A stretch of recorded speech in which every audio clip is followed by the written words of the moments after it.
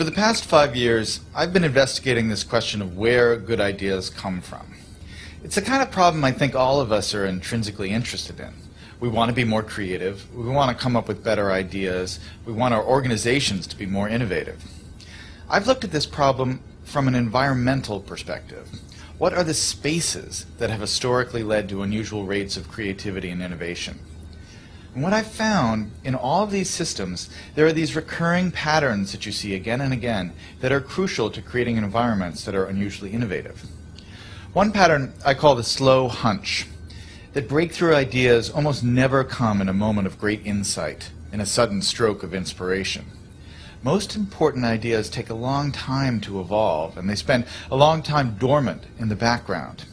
It isn't until the idea has had 2 or 3 years, sometimes 10 or 20 years to mature, that it suddenly becomes accessible to you and useful to you in a certain way.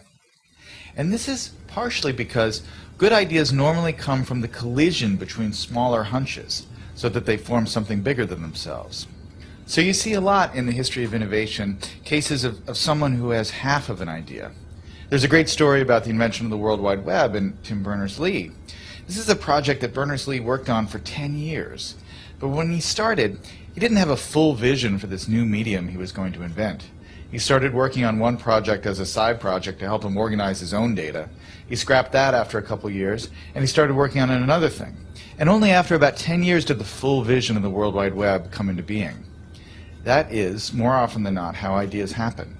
They need time to incubate, and they spend a lot of time in this partial hunch form.